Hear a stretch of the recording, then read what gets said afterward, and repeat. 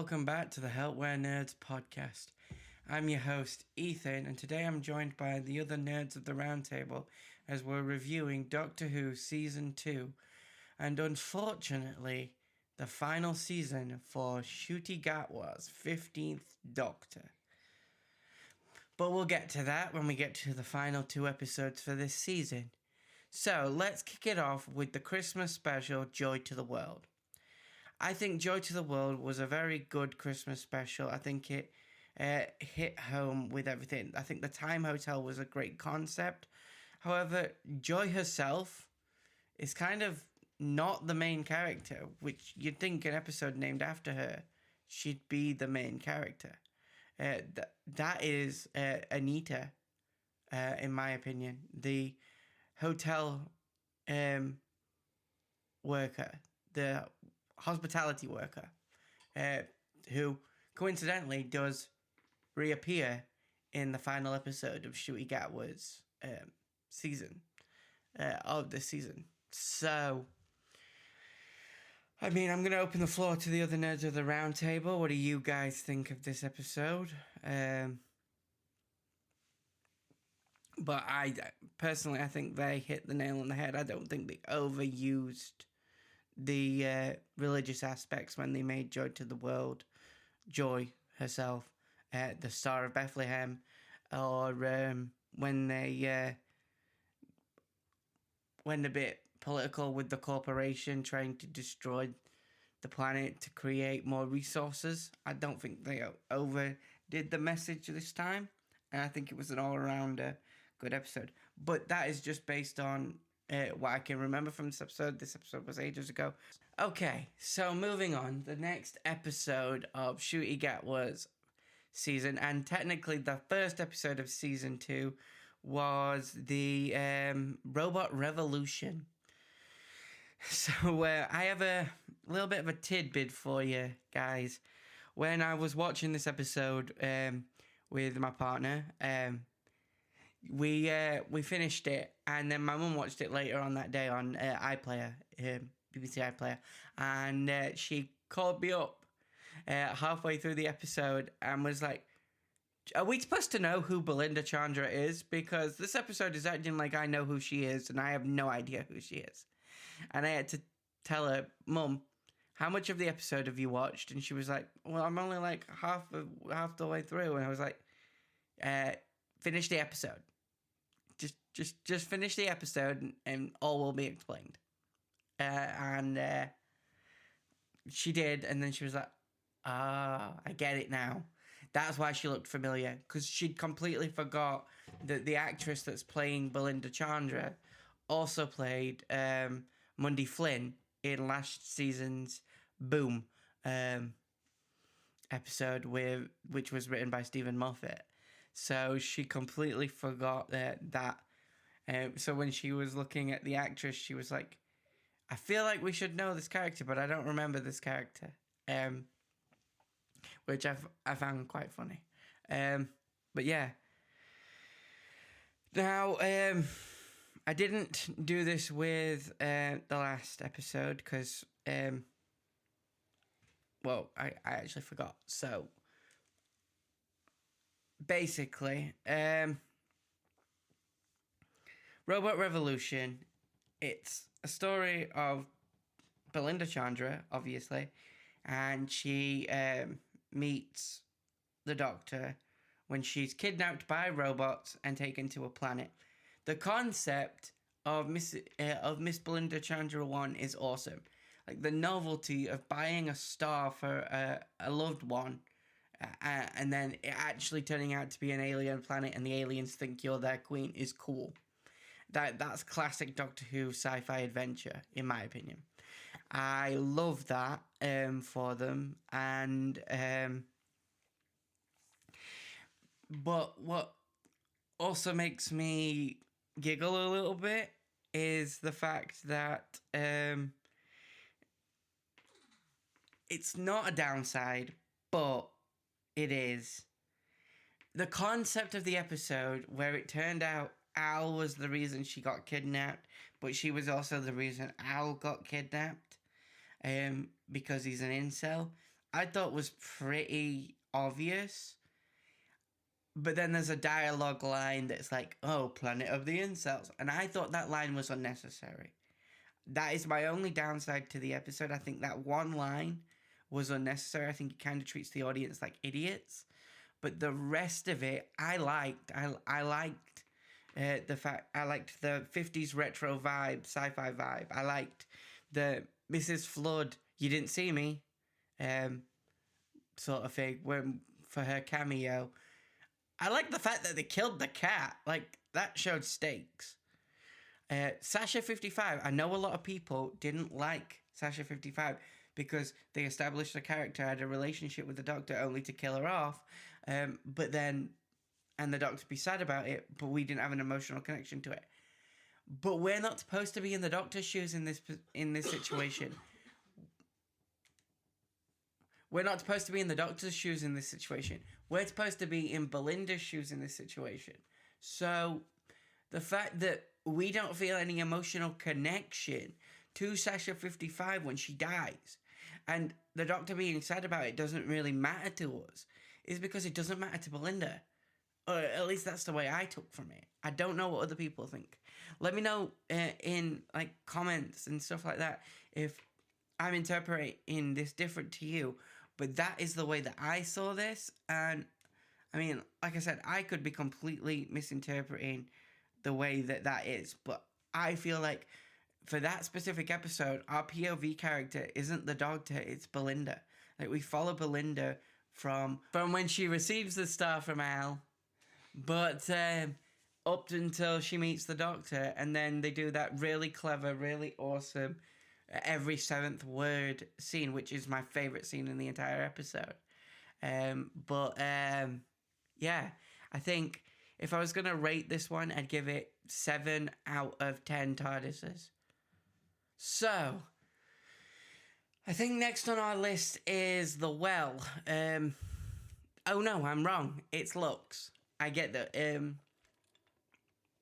Jumping ahead of myself to my favorite episode, but we'll get there in a minute. So, Lux. Now, I've had conversations with the Nerds of the Round Table off podcast, which means I kind of know what they think on this one.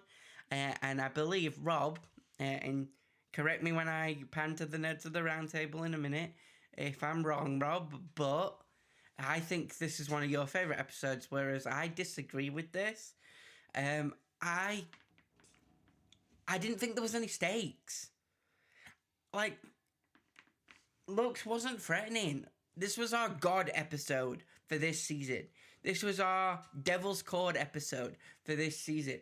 Jinx Monsoon in Devil's Cord, which is the only one I've got really for reference, because that was the other God episode we've had throughout Ncuti Gatwa's era. That was creepy. When she showed up in the spoons, when the Beatles started to vanish, yeah, it had campy moments, like there's always a twist, but and Shirley Ballas from Strictly Come Dancing showing up, but at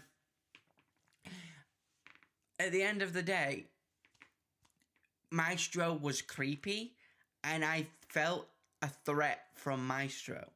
I didn't feel a threat from Mr. Ring-a-Ding. The song is stuck in my head to this day, but I didn't feel a threat. Mr. Ring-a-Ding, I make your heart bell sing. Like, he wasn't scary until he went to that 3D puppet mode. And even then, it was too short-lived. I think this episode suffered from one of my biggest gripes of what I'm calling the Disney era of Doctor Who, and that's pacing. Because we didn't have enough time to focus in on the diner scene.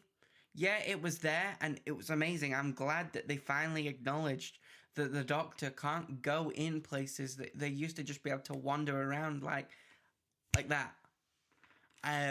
But it was too short-lived, so that when we had that 180 in the parallel world, in Mr. Ring-a-Ding's world, I and they were all racist towards Belinda and the Doctor, it was obvious that it wasn't the real world, because only 5 minutes ago they were all being nicey-nicey, whereas if the episode had been spaced out a lot more and there'd have been a bit more tension in those scenes, it could have been believable that they were just putting on an act the first time, which would have meant when they were being racist in the Ring-a-Ding world, you would have had that moment of, wait, were they pretending in the beginning of the episode? Until it's revealed that it's Ring-a-Ding world. But we didn't get that, in my opinion. And also, the motivation behind the theatre owner, that was great.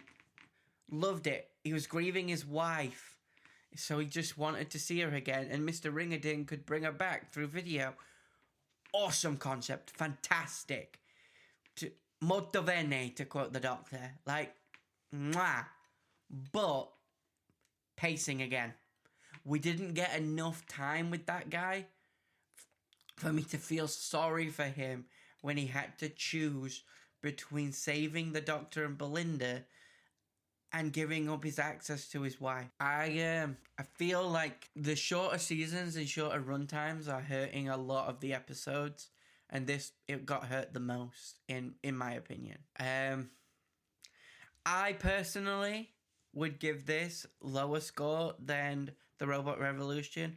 I would give this a 5 out of 10 TARDISes, solely because it has that awesome scene with the fans, which I've left to last to talk about, where they go into the TV world and it's almost as if they're playing with our expectations, and the Doctor, who is a TV show, and he meets people like us, and I spent hours combing through that scene, looking at all the different Doctor Who merchandise they've got. It's awesome, and that bumps it up. Otherwise, this would probably have been a 4, in my opinion, but it does bump it up by a point. So I'm going to give this 5 out of 10 TARDISes. So moving on then to my personal favourite episode of this season, The Well. I think this episode was a fantastic episode. Take away the fact that this is a sequel and just take it as its own. The Doctor and Belinda go to Vindicate. They land on a planet, a desolate planet. They masquerade themselves as mystery shoppers on this planet.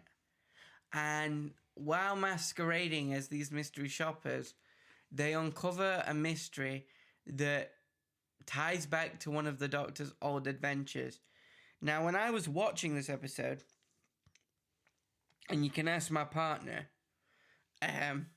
I thought at first that it was a callback to Turn Left. I thought they were going to say that it was a time distortion, because she kept saying there was something behind her back, which was very reminiscent to me of Turn Left and something being on Donna's back. But then it was another Donna episode that it was actually a callback to, which was Midnight, which is one of my favourite Doctor Who episodes. Now, I know that when we pan to the Nerds of the Round Table, again, Rob, you aren't actually one of the biggest fans of the Midnight original episode. But it is one of my favourite episodes. It has Merlin in it, from the BBC show Merlin. I mean, he's not playing Merlin, it's just the actor, but that bumps it up for me. The cast of that episode is stacked. The concept of taking away the Doctor's voice and turning everybody against each other through paranoia just sings to my little psychology heart. I love it. And then we get the return. And I believe it was you, Rob, that told me this. I love the fact that Ncuti went out to learn BSL specifically because he thinks, and I think he's 100% right, that it would be unrealistic for the Doctor not to know how to sign. 100% agree. I think we've said this in our predictions for the end of season 2. But which some of them definitely didn't pan out. I think most of them didn't pan out, but basically, it's the one language the TARDIS can't translate. It's the one language that the TARDIS' matrix wouldn't be able to just tell the Doctor what's being said, because it's not being said, it's being signed. It's visual, not audible. So the TARDIS can't translate it. So the Doctor learned how to understand it himself. Perfect idea by Ncuti. Perfect idea all in all. I love the scenes where the Doctor's signing. I love the scenes where people get uncomfortable by it. And the Doctor points out, even in the future, signing makes people uncomfortable. Perfect. Just a slight jab at people without being overtly like the theme of the episode. Great. There are slight inconsistencies with how the monster should kill, just because it should have killed more people than it did based on how she had her back turned. But that's just a small production error. Things happen. But all in all, this episode was fantastic. The cinematography of the captain running to her death, which does seemingly seem meaningless now that it seems like there were two of them, and one did escape, was beautiful. The Doctor being scared, like, I've had problems with Ncuti crying in like near enough every episode, and luckily they do fix that later on in the season. But this episode, it really worked. It needed to be there. We needed to see Ncuti scared, especially when it knew something no one is supposed to know. It knows the Doctor's name. Amazing, fantastic. No notes. Although there was a parallel in this episode, which I was like, is the Doctor just stuck in a time loop? It was the Doctor's third episode, which is just like Boom. And in Boom, Ruby dies and is brought back. And in this episode, Belinda, quote unquote, dies and is resuscitated. So it did make me think for a minute that the Doctor was just stuck in some weird repetitive loop, but that didn't seem to play, so maybe not. We'll have to wait and see if that comes into play in like a season 3. If things play out that way, I hope they do. But as this is my favourite episode of the entire season, and I think the monster was handled great and everything like that, and the fear factor was up there, I was on the edge of my seat.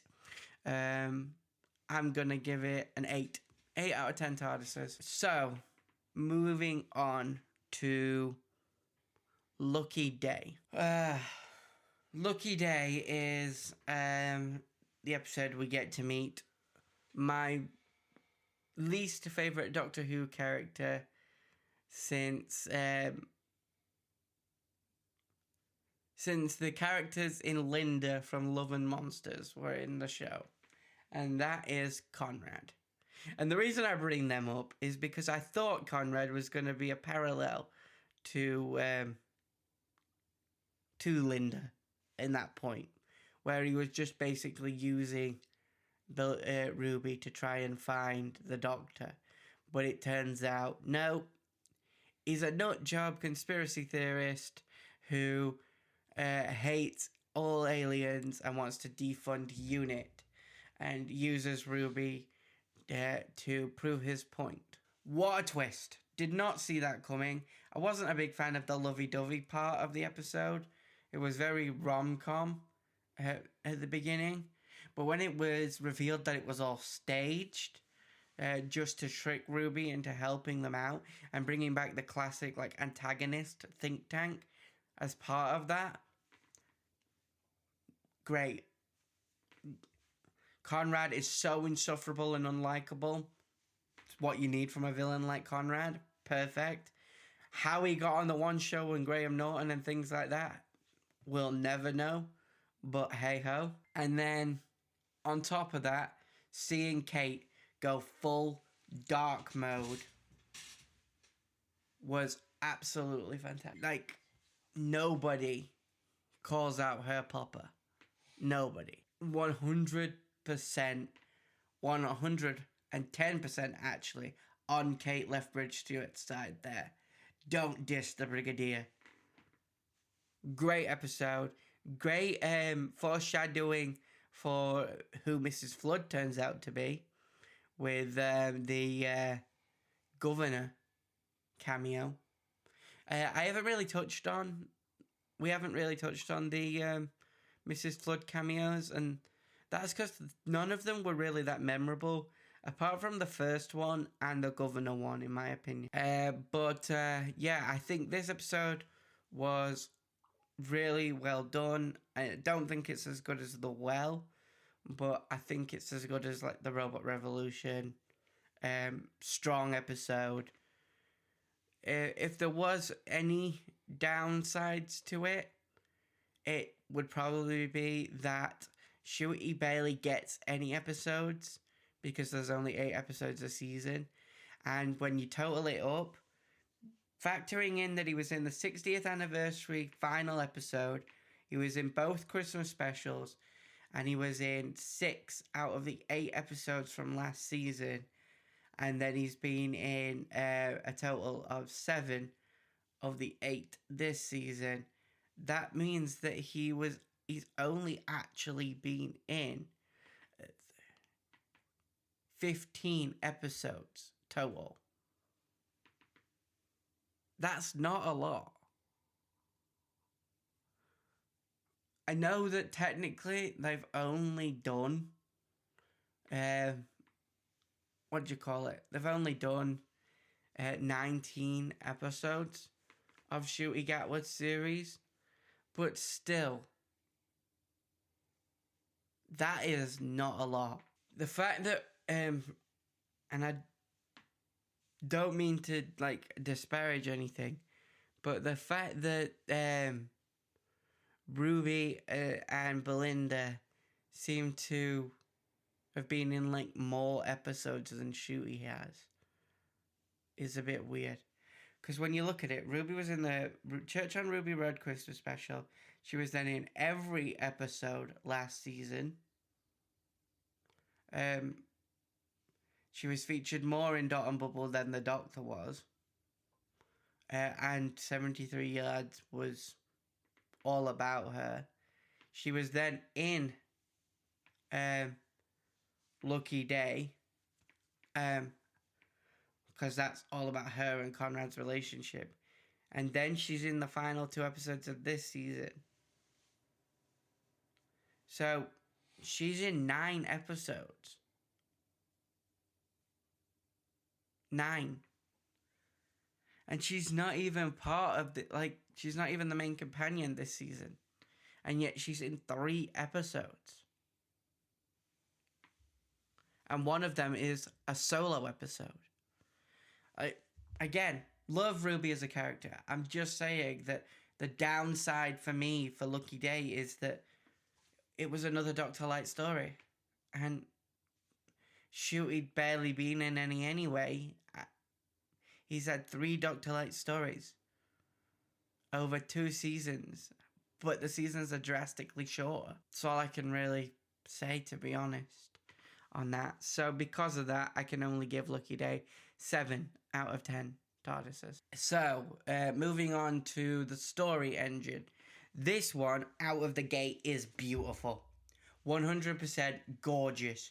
Costume, cinematography, set, location, gorgeous. It just blows me away every single time. Perfect. The setting of the barber shop, great.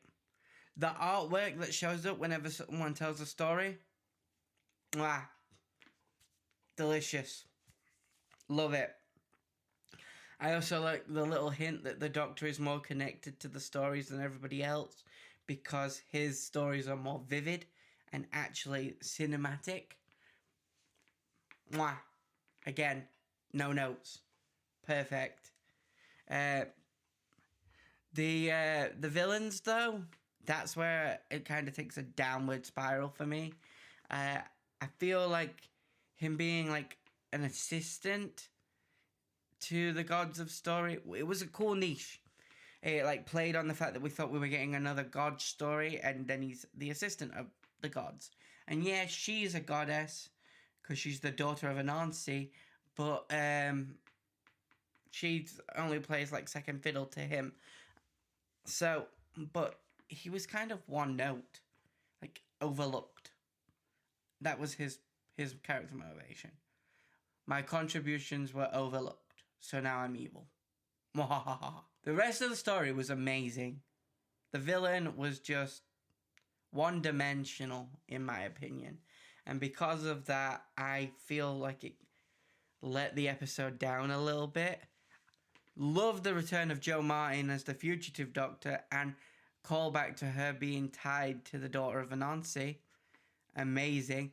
And the little hint at the fact that she's got an ongoing plot line herself. Amazing. Want to see where that's going. Probably a big Finnish drama. Hopefully. Fingers crossed. So, I don't really have much more to say on this one. I think it was gorgeous.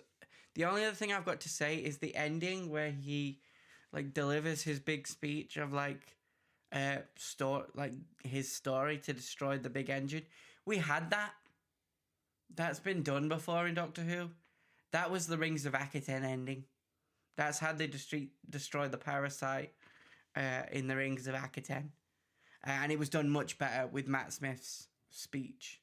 No offense to Ncuti, I think if he'd have been given better lines for that scene would have carried way better. But unfortunately, it didn't.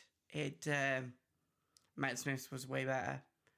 So, yeah, I feel like we're down a little bit there. But other than that, no notes. Great episode. I'm going to give it a 6 out of 10 TARDISes. Moving on. Rylan Clark. Or should we say, the Interstellar Song Contest. So, with the Interstellar Song Contest, this episode was really good. I wish we'd have got more time with songs. For me, personally, I think just a couple, actually get through one song before the action took off. I think that's another thing with the pacing. Like, if we'd have had longer pacing, would have been great. But because we didn't, I feel like this episode kind of lost a little bit of the Eurovision-ness. Like, yeah, it had the aesthetic, but it didn't really carry it because we got that beautiful song at the end, but only half a song at the beginning. I think if we'd have opened with a full song and ended with a full song, it would have carried that Eurovision vibe. And for some reason, I keep wanting to say One Division. I think I know why, but we'll get to that. So, yeah, with this episode, I think that it was done great. I feel like the Doctor being more ruthless was spot on. Something I've wanted to see from Ncuti for a long time. I feel like he should have been more empathetic, though. Like, he is a genocide causer and survivor. Like, I think people seem to forget the fact that the Doctor did intend, or at least for a period of his time, believe that he was the cause of the Time Lord genocide after the Time War. And he also survived that genocide. He should be more empathetic to the Hellion cause. And yeah, he should be angry because of what they've done. They've put other people at risk. And the Doctor would never put other people at risk. But he should definitely be more sympathetic to their plight than what he was in the episode. That being said, the visions of Susan, amazing. The fact that they used the original actress, spot on. If they'd have used anybody else, there'd have been backlash. So they did the right thing there. 100% great. Loved it. The fact that the Doctor went too far and he needed Belinda to calm him down. We've seen that. Without companions, the Doctor can go too far. And I think that like just elevates the Doctor for me. 100%. And then on top of that, we get the big twist at the end of the episode. Because there's always a twist at the end. And that is what a lot of fans had been theorizing since day dot, that Anita Dobson was playing the one, the only, Rani. And not only did they regenerate, no, they bi-generated. Now this brings me to an issue that I have. I think bi-generation is a bit dumb. I like the explanation they gave for bi-generation in the finale, but I don't really like it. I also like as a concept bi-generation. I like the explanation. I don't like bi-generation as a concept. I think it was a cool novelty thing that they did in the 60th. I think it should have been left on the shelf for a little bit before it was brought back. I think they've done it way too soon with the Rani. But then again, it was cool, and we did get that cool two Ranis joke from it, like two Ronnies. But hey, them's the breaks, I guess. You get some good stuff out of it, but I know Rob disagrees with me. Agrees with me and disagrees with me on bi-generation. So, yeah, I'm going to give it a 7 out of 10. Now to get to the point of why I kept wanting to say WandaVision when I was trying to say Eurovision, and that is because what in the WandaVision was Wishworld. We end the last episode, Interstellar Tongue Contest, with the TARDIS doors blowing up, and start this episode with Belinda and the Doctor waking up in bed together as husband and wife in like a 1950s Stepford Housewives scenario. It's so weird, yet so perfect. You believe their chemistry. You believe that they believe they're married.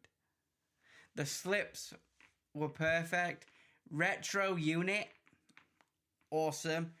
The encampment of the disenfranchised, perfect. I love the fact that it wasn't because Conrad had outright written them out of his reality. We see what happens to people that Conrad had outright written out of his reality in the next episode.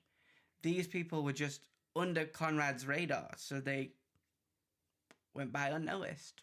Which feeds directly into the Rani's plan, because they're going by unnoticed, they're doubting more and more, which is feeding what the Rani wants. The Rani wants doubt. It's amazing. It just excellent writing for this episode, 100%. The fact that Belinda has a breakdown, but then immediately reassumes the role. Captain Poppy coming back, but as the Doctor's daughter. Amazing. The fact that the Rani and the Doctor share this seductive dance while the Doctor's got the amnesia and she helps bring him back.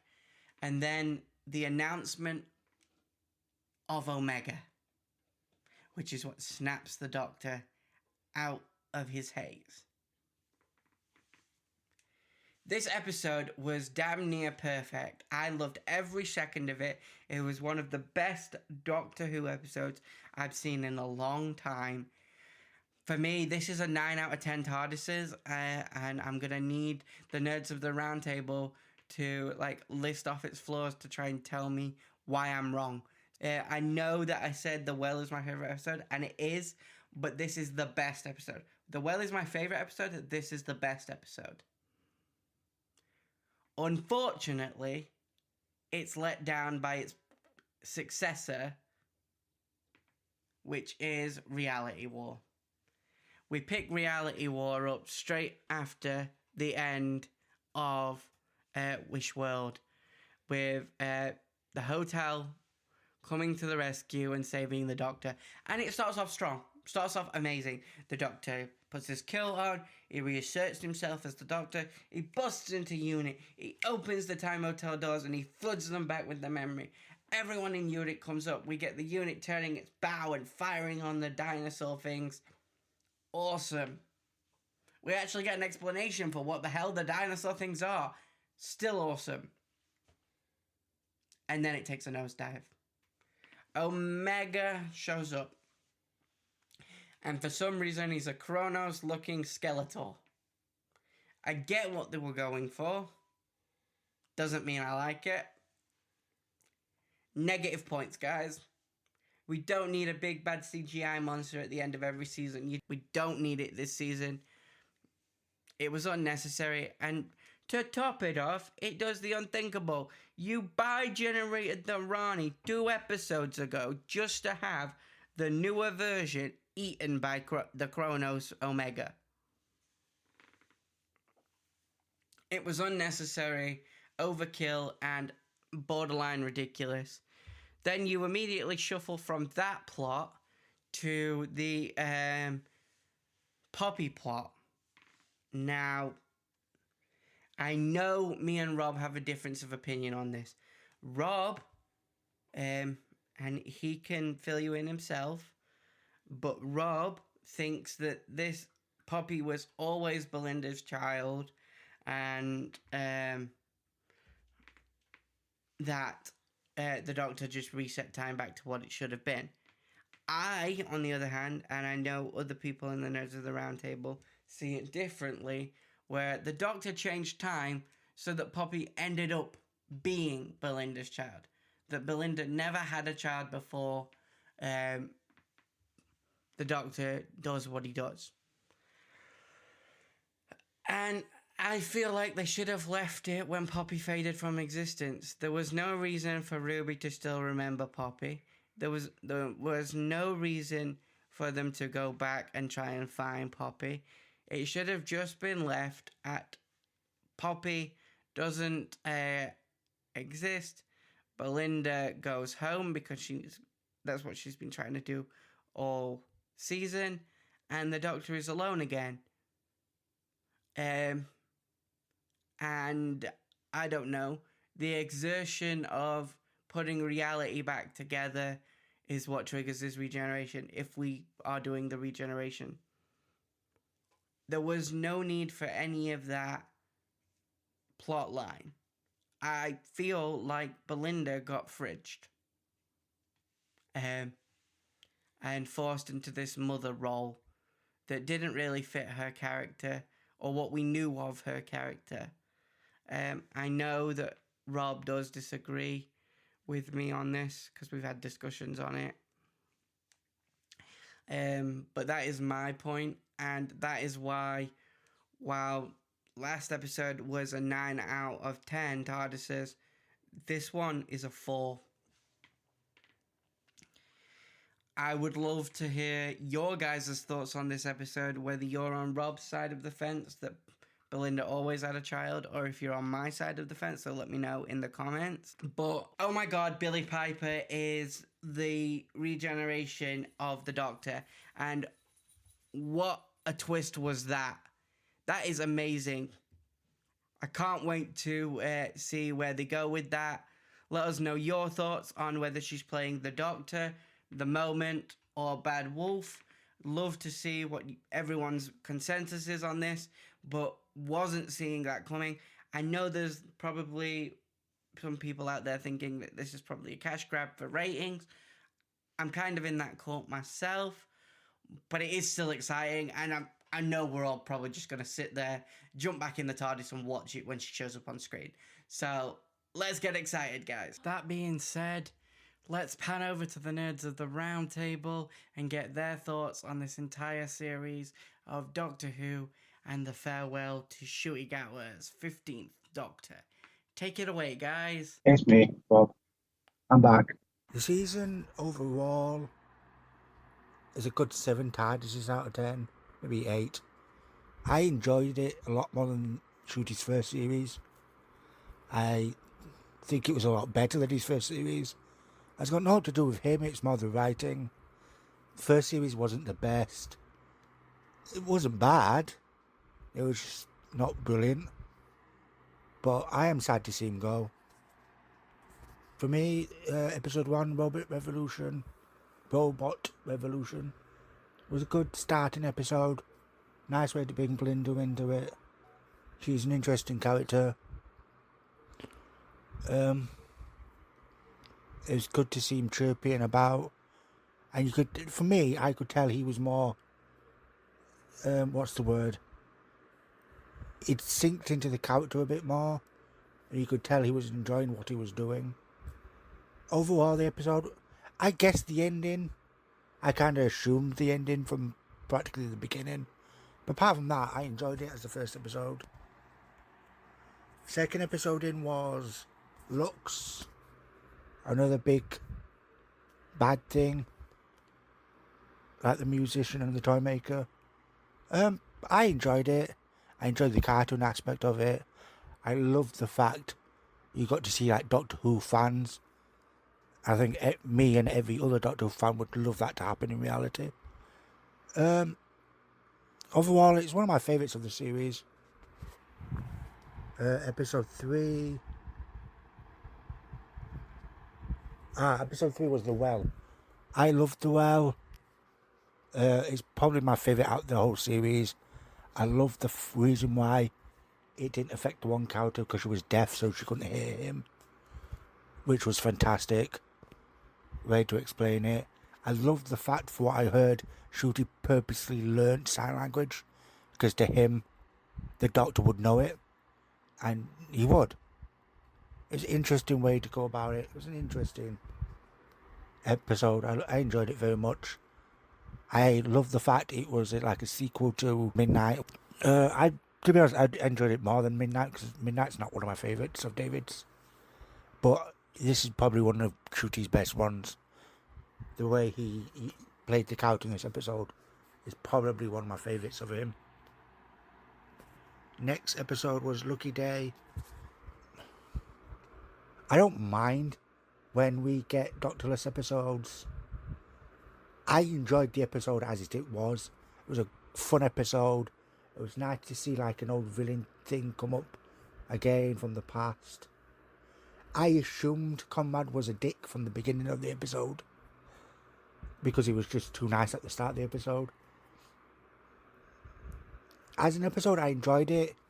Do I wish we not have a Doctorless episodes when we're only getting 8 episodes? Yes.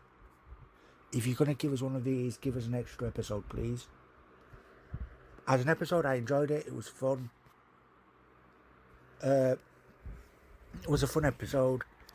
Fun to see what they did.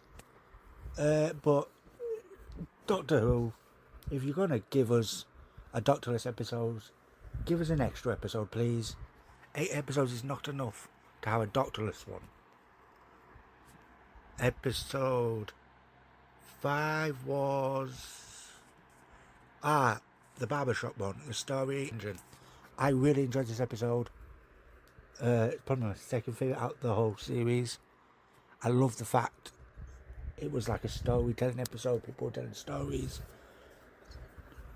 For me, who likes to write stories, I'd love the idea of that. The Doctor's friend who pulled him into the barbershop was a bit of a dick move. But I love the idea of stories driving an engine to get somewhere. Poppy near the end was a shock and a half. But seeing what happens in the last 2 episodes, I'm not surprised. Joe, the fugitive Doctor turning up, was a great cameo. I enjoyed her as the fugitive Doctor. I'd like to see more of her at some point. Overall, the episode is good. Can't complain. The next one was the Interstellar I like this episode and I don't like this episode. I like the idea of it. I don't think it's one of the best written one out the whole series. I love the idea of the fact we've just got Rylan in the deep freeze and we pull him out when we need him. Rylan's a great presenter. Graham Norton having a cameo was a nice shock. And the fact he gets to utter some very good lines near the end of the episode. Susan turning up in his mind was cool.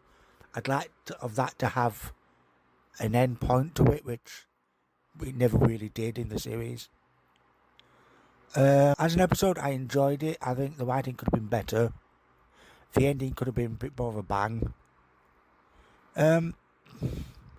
Finding out that Aggie was playing the Rani was something I guessed and was hoping I guessed right, so I'm glad I did. I like the idea of regeneration as something that happens now and again, because it was said in the Christmas episode that it was something that only happens. Sorry, not Christmas episode, 60th anniversary. It's something that they'd heard about but never seen, and yet we got it twice within 2 seasons. Maybe they shouldn't have done it so quickly. Something that happens now and again would have been nice. I don't like the fact they then sided the next door neighbour's character to like a whipping boy, and then the new girl was the main Rani. It was a bit of an insult to the actress, to be honest, in my eyes. The next one was Wish Woo Part 1. I wish we got more of an explanation how they got off the spaceship for Interstellar. The episode, I love the fact, because Conrad is telling a story, disabled people don't really get a look in, so they're mostly homeless. The fact the trans girl Rose turned up right at the end of the last episode, and it's because he just didn't see trans people, which was a weird but nice nod. The fact this brood is moulded in his image. The fact Ruby can see everything wasn't well enough explained to me in these last 2 episodes. Rogue turning up was a lovely surprise. I'd like for a bit more explanation into some bits of the episode. I hate the fact in the last episode Belinda was sidelined. And for me, from the beginning of the series, Belinda always mentioned about having to be back at a certain point. So I always assumed she'd have what would possibly be a kid. It made sense when we found out the last episode that she had a kid. That's why she had to get back. My co-presenter believes more that it kind of was because of the alternate reality thing and stuff like that. I think overall the series was great. I think bits and bobs need to be niggled. I'm excited to see Billy Piper. I'm sad to see Ncuti go because he was a good doctor. I don't really care what other people say if they're saying he's bad, because he wasn't. It was good. The writing for the first series wasn't great.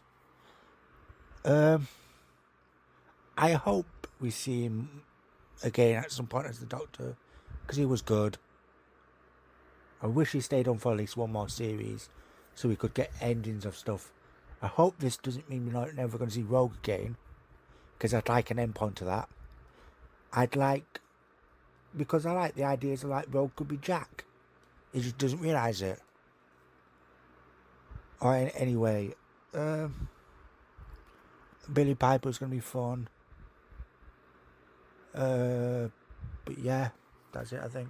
Help. Hi, dropping in my thoughts about the season 2 of Doctor Who, ahead of your review episode. So sorry I can't be there on the actual podcast itself, but I can't not offer my opinion. You know what I'm like.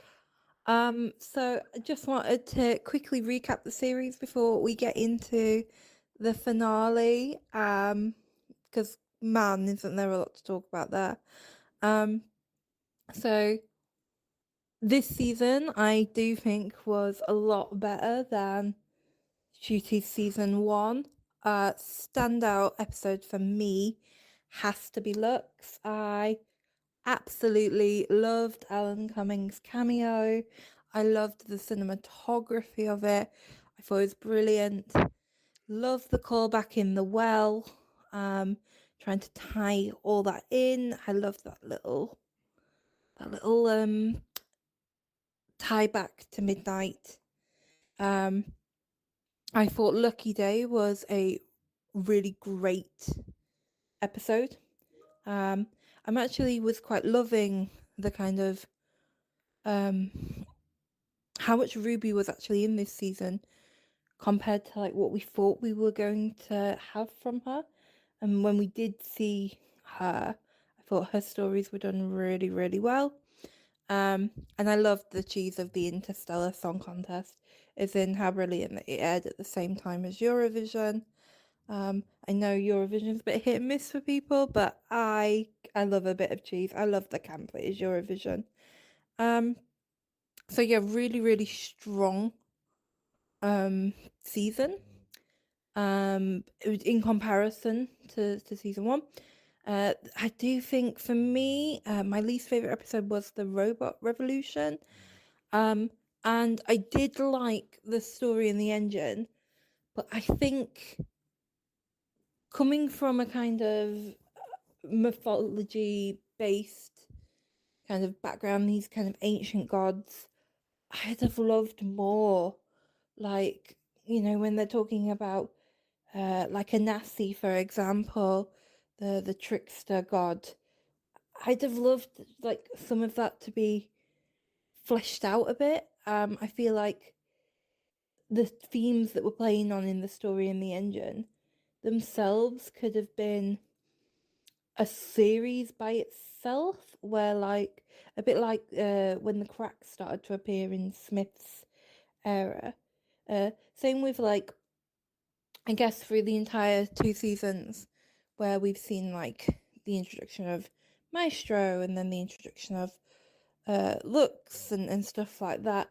I think there could have been kind of just a little bit, like the budget obviously got the big people in, but I'd have wished that some of these introductions to different gods or different characters that you would describe as gods, I kind of wished that it was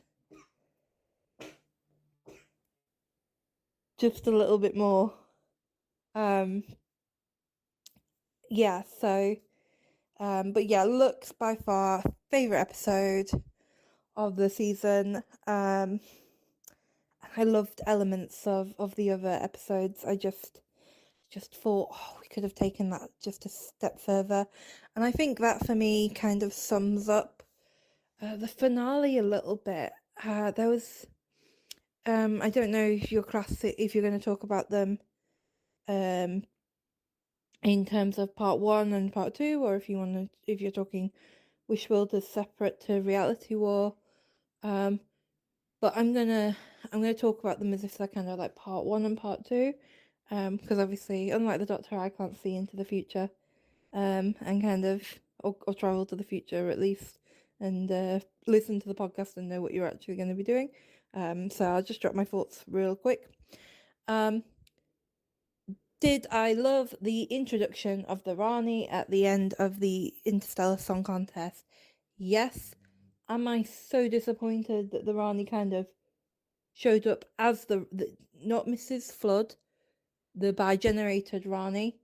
As in, I love Mrs. Flood, but I wanted more of the bi-generated Rani, the more classic Rani character. As in, oh my god, like she turned up, she had like 10 minutes screen time, and then bye bye the Rani. Like, what? No. Another disappointment for me. after Wish World, I was like, oh my god, they're bringing back Omega. Then Omega came back, and it's like, oh, okay. And I kind of get it. Omega's become their own myth, very Kronos vibes. But for the bit that we got in the episode, I'd have rather Omega just never be here. I thought that there could have been something really cool happen with the bi-generation angle and the kind of the idea of the two Ranis. But I just feel like the payoff of it wasn't worth the kind of build-up, if that makes sense. People feel free to disagree with me. I'm sure you're all going to disagree with me on the actual podcast. But I just feel like I guess my summary of all of this would be, I just wanted a little bit more. My thing was, why introduce the Rani if we're not gonna use her to that full potential? I felt like that wasn't fleshed out enough. I felt like I wouldn't have even reintroduced Omega for like the screen time that they got.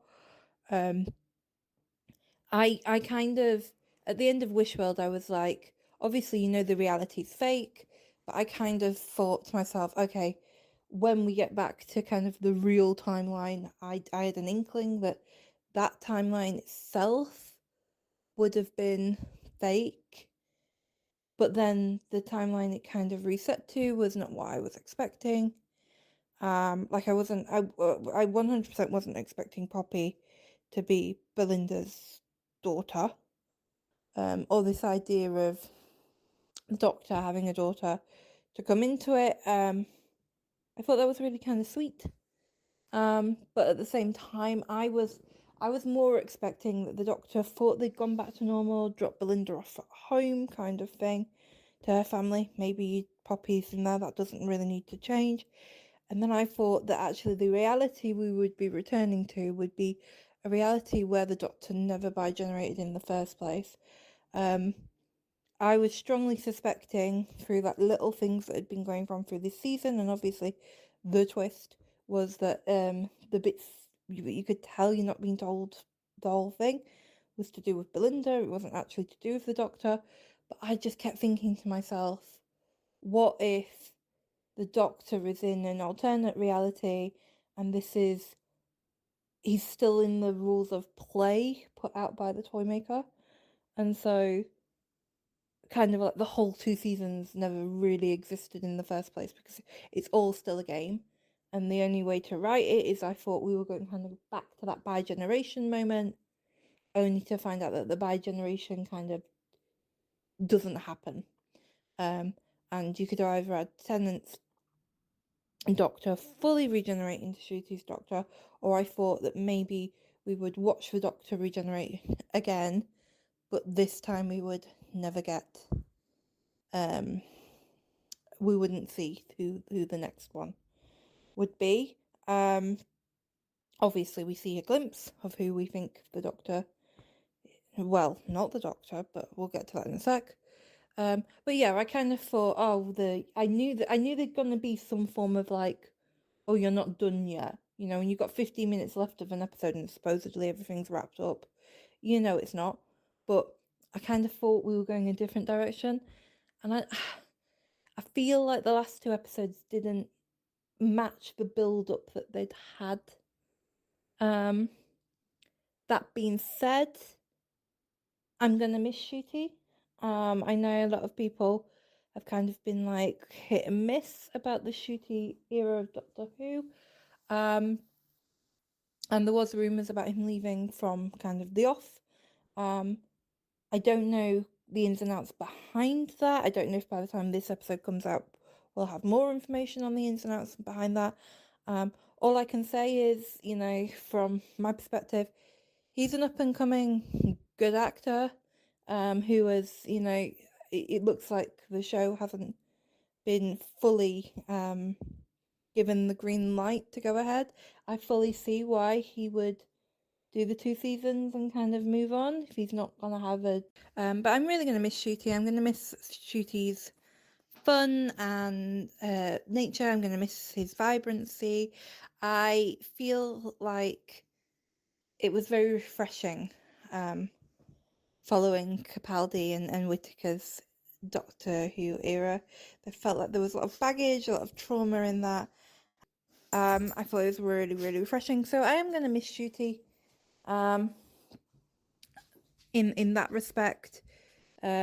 But I fully appreciate the decision to move on. That being said, goodbye to Ncuti and hello to whatever Billy is. Shout out to Jodie as well. Obviously, I've just mentioned her.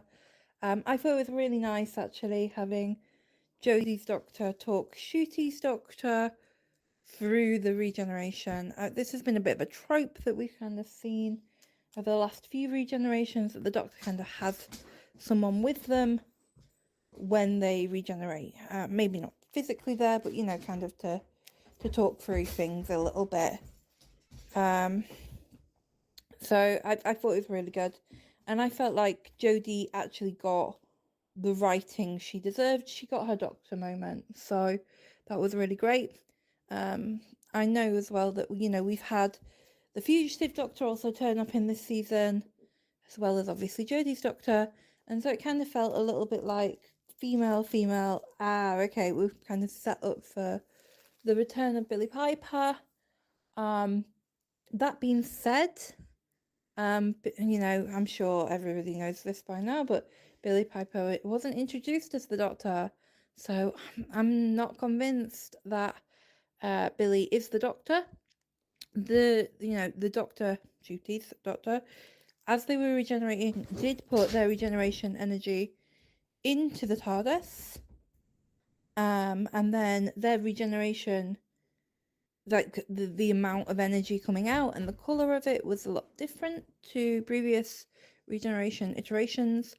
So my personal take on it is I'd quite like it if Billy is actually a kind of, I don't know, that there is kind of like an amalgamation of the Doctor and the TARDIS, because we know that Rose has bonded with the TARDIS in the past, and so it would make sense if the TARDIS had a kind of say.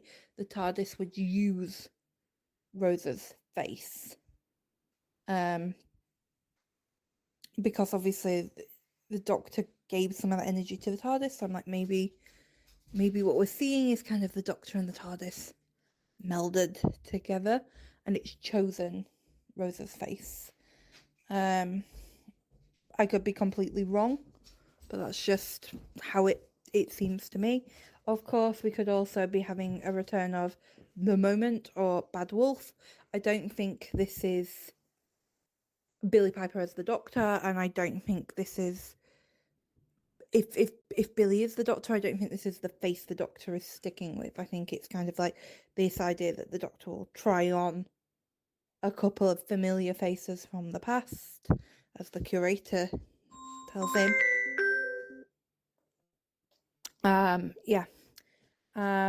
And this won't be the one that the Doctor sticks with. I don't think this is Billie Piper's big introduction as the Doctor. So there's that. Then I just think there's two other points to raise, really. Where is Susan? Because we've been teased Susan all the way through Interstellar Song Contest, cleaning up. The Doctor's mentioned Susan so many times over this last season, and a little bit in the last one. And I thought we were building up to go find Susan, and then the finale, Susan's not really mentioned. This idea of the Doctor's family is mentioned, but Susan herself, nah, doesn't turn up. We need answers. Also, once again, Ruby, everybody else thinks everything's gone back to normal, including the Doctor. Ruby is the one that goes, there's something wrong. In her episode, what was it, the 59 yards or something? Can't remember the actual title name. She's the one that notices something's off. it snows when you're around Ruby. I still don't think we've got to the bottom of some of Ruby's backstory. I really don't, because how is Ruby the only one to sense that the timeline is still wrong? You know? Seems a bit unusual. So I'd love a bit more of an explanation on, I guess, why Ruby's so special. And I want the Doctor, I want to know why we'd even think about bringing Susan back, because the only thing I can think of is this is tying into a bigger arc where the Doctor is going to try and find Susan. And if I go back to my whole maybe Billy Piper is the TARDIS, or the TARDIS interlinked with the Doctor storyline, maybe the TARDIS has had enough of the Doctor pining for family, can sense that longing for connection, and the TARDIS themselves has taken it into their own hands to go find Susan. And they've done that by kind of hijacking the Doctor's regeneration, and they've chose a face that's familiar to them. Possibly. Is that wacky? Is that a bit of a conspiracy theory? Maybe, but I'm excited to see possibly where this could go. I really hope that it's not just kind of like a cheap way to get people back to watch the show and then there's no real payoff from it. I hope that the writers really do think about how to properly use the kind of, I suppose, build on this in a way that doesn't feel cheap. But who knows when Doctor Who will be back. So overall, season 2, did I enjoy it? Yes. Did I think the finale lived up to the rest of the season? No, I don't. Do I think it was a fitting send-off for Ncuti? I think I've said it, quite a few times now, but I think my overall takeaway is I just think he and we deserved a little bit more. Okay, guys, thank you for giving me your thoughts. This has been an amazing discussion, and looking at everyone's different thoughts and feelings on this season, I have a idea that we're probably all going to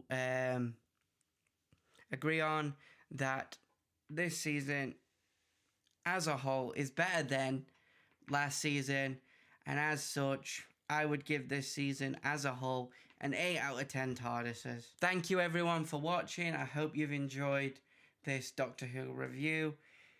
Stay happy, stay healthy, and stay nerdy.